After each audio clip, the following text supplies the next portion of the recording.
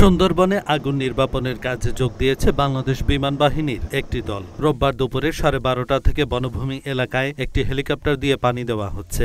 আজ সকাল থেকে আগুন নির্বাপনের কাজ শুরু করে ফায়ার সার্ভিস। তাদের সহযোগিতায় বন বিভাগ ও স্থানীয় স্বেচ্ছাসেবকদের পাশাপাশি যোগ দিয়েছে কোস্টগার্ড ও নৌবাহিনীর দুটি আলাদা দল।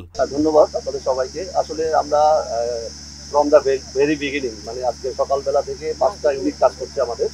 3টা ইউনিট একদম অপারেশনে হার্ড লাইনে কাজ করছে, আর 2টা ইউনিট ওই 3টা ইউনিটকে সাপোর্টিং হিসাবে কাজ করছে আর কি। আর যেটা বললেন আপনারা, হেলিকপ্টার দিয়ে যে ফায়ার বাকেট দিয়ে যে পানি ছিটানো হচ্ছে, এটা হচ্ছে আপনার এয়ারফোর্স থেকে আসছে, এটাও কাজ হচ্ছে আর কি। উপর থেকে পানি ছিটানো হচ্ছে। আপনারা জানেন যে আগুনটা 2.5 কিলোমিটার পর্যন্ত বিস্তার হয়েছিল আর কি। তো আমরা স্টারভেশন পদ্ধতিতে আগুনটা মানে ঘিরে রেখেছি এবং আস্তে আস্তে আমরা ফরওয়ার্ড হচ্ছি। তো এই যে স্টারভেশন পদ্ধতিতে যে আমরা আগুনটা নিভাচ্ছি, এই ভিতরে উপর থেকে যে পানি দিচ্ছে, এটা আমাদের উপকার হচ্ছে আর কি। তো যাই হোক, আমরা আমাদের লেভেল বেস্ট চেষ্টা করছি, আশা করছি ভালো কিছু হবে ইনশাআল্লাহ। বিমান বাহিনী সকাল থেকে 2 দফায় হেলিকপ্টারে করে ঘটনাস্থল পরিদর্শন করেছে।